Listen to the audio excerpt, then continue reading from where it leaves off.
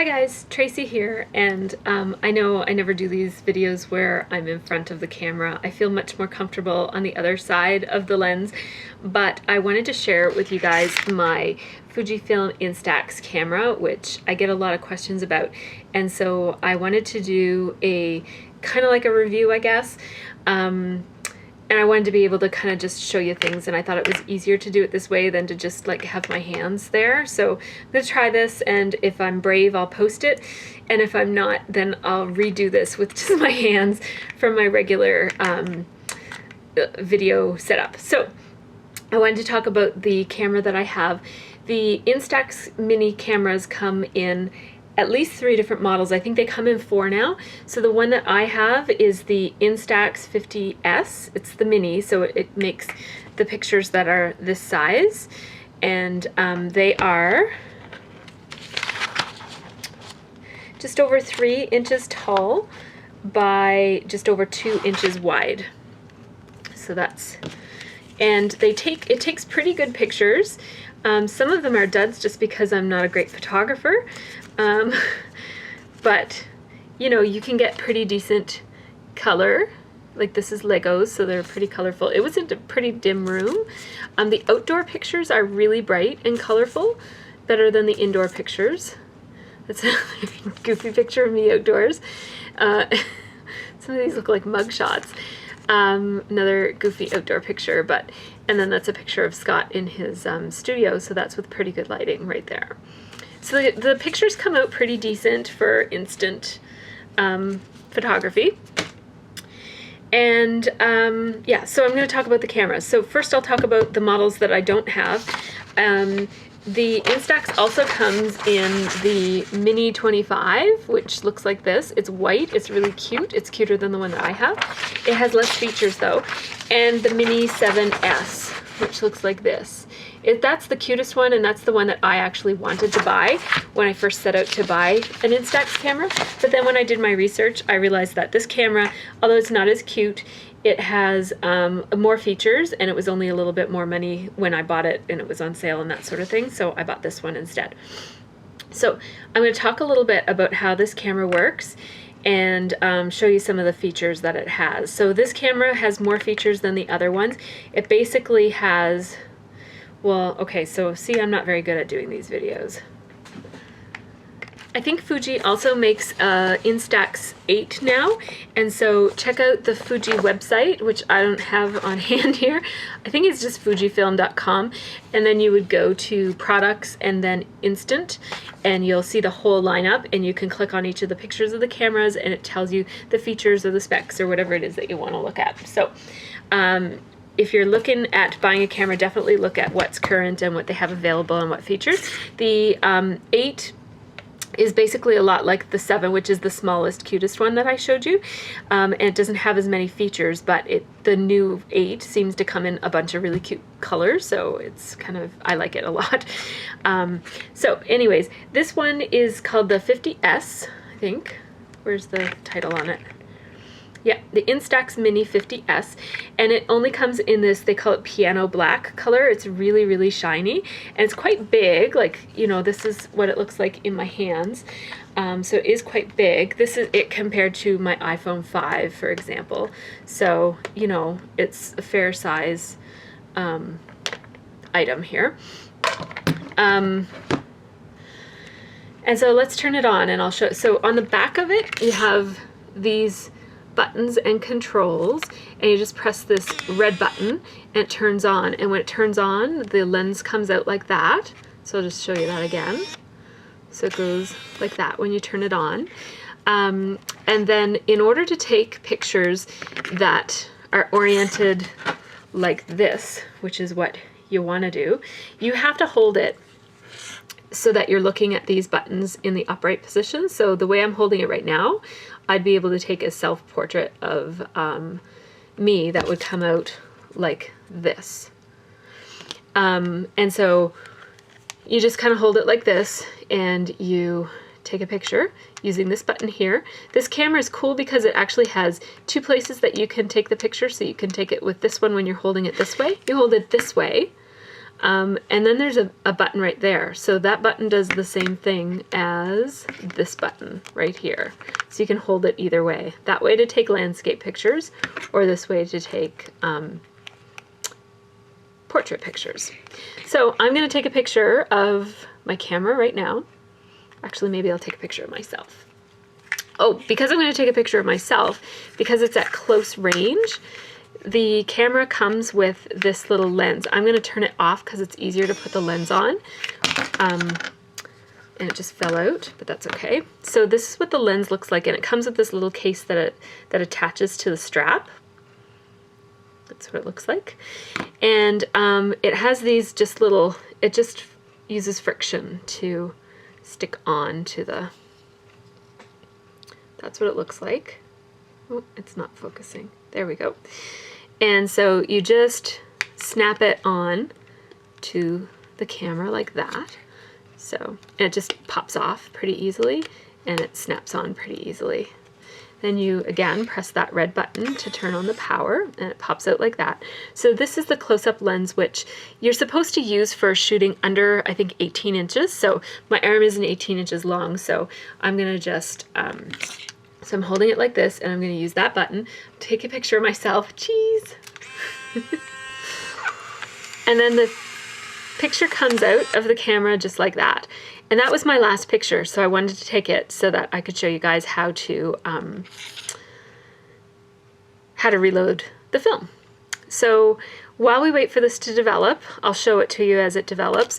I'm going to take this lens cap off and put it back in the little container. So you just put it in there, and it buckles down, and it stays pretty solid in there. So now you notice that my display says 0. That means I have 0 pictures left, so I'm going to have to change my film. So let's do that. It's been a while since I've done this. So on the bottom of the camera, you'll see this little button here that says film. And so you just slide it that way, and this opens up. And then this is what you see inside, and that is the empty cartridge right there. I'm actually going to turn it off so that the lens isn't in my way. Where's the button?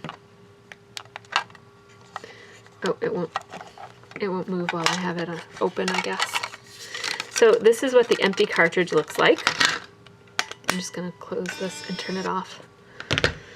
Now, the film comes in packages like this, and it's fairly expensive around here. I think this is,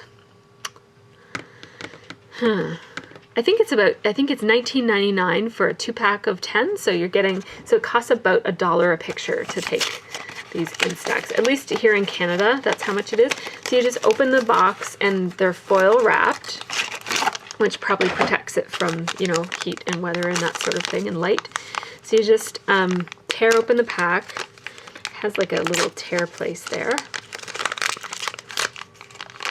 Sorry for the extreme close-up here. So this is what it looks like when you take it out of the package, and this yellow part here is what you're going to use to line it up with the inside of your camera. So I'm just going to reopen my camera like that, and you'll see that there is a yellow spot right there. You want this to line up with that, like this. So see, there's a yellow spot on my camera right there, and I just need to line up that with that yellow spot. So I'm going to go like that. It's a little bit hard to do it backwards, but so that's what you do. You just pop it in there, and you close it, and that's it. It's loaded. Now the first thing that you have to do is you need to turn it on, and you need to snap one picture. So when you first turn it on, it will have this little dash line instead of a number saying how many pictures you have.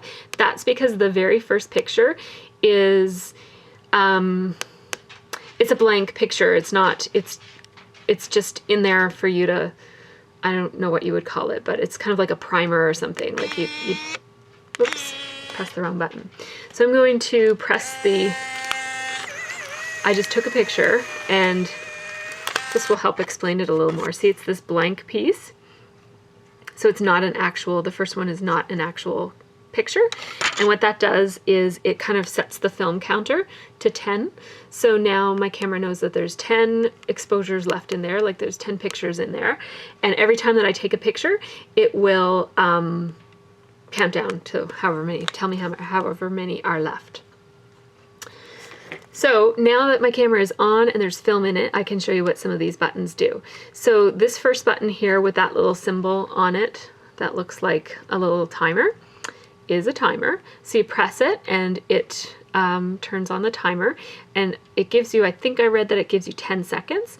So you press that and then you press the picture taking button and run and get into the picture. You've got 10 seconds until the picture takes. And then this one is, it has the timer. When you press that same button again, it has the timer and then the number 2. What that will do is it will give you 10 seconds, but it will take 2 consecutive pictures. So that way, if you're in the picture and you want to give an exact copy of that picture to someone else, like if it's you and a friend or something, it'll take 2 pictures and then you can share it easily with somebody else. And then if you press it again, it turns it off.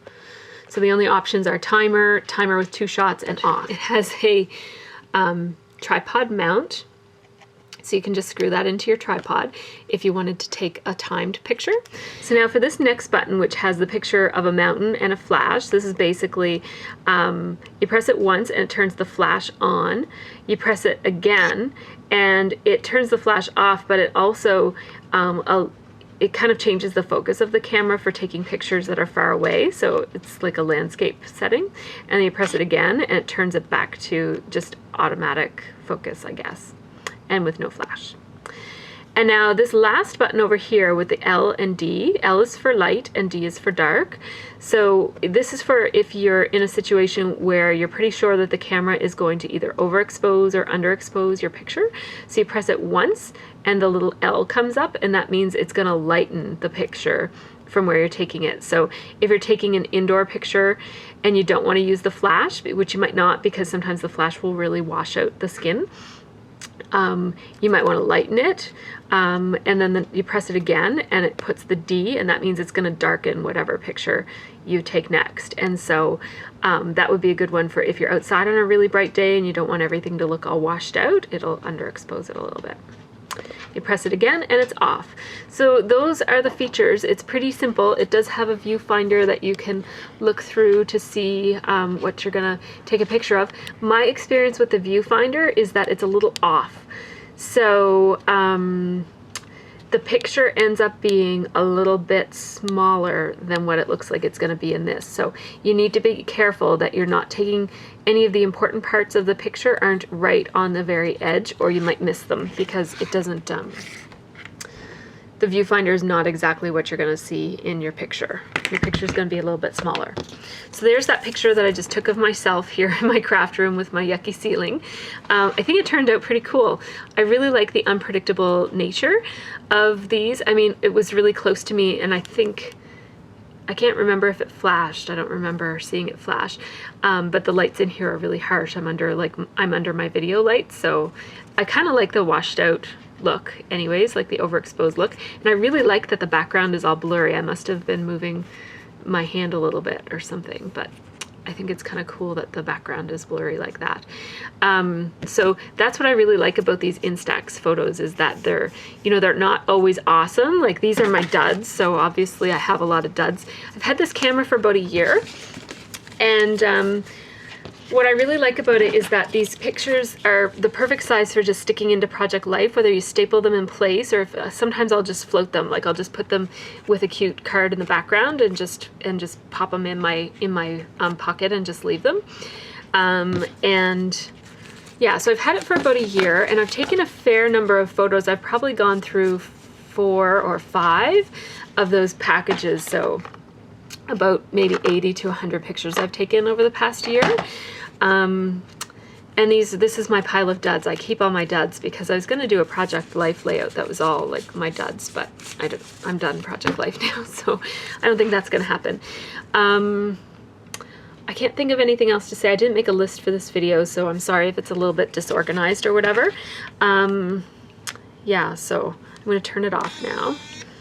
And I don't think I need to tell you anything else about it other than the Instax, the Fujifilm Instax Mini 50S. I really like it. I highly recommend it. It's a fun camera and it's fun to, it's a little bit big, but you know, you just stick it in your purse and you pull it out and it's fun. It's great for traveling. I think it would be really great for traveling and scrapbooking on the go because I was thinking about how I would do that if I were to travel for a whole week vacation. I couldn't imagine not scrapbooking for a whole week. So I thought about bringing my little, I have my PictureMate printer, which is technically portable, and you could bring it. It has a little carry handle and everything, but I'm not sure how I feel about going through airport security and like all that. It seems like a big hassle.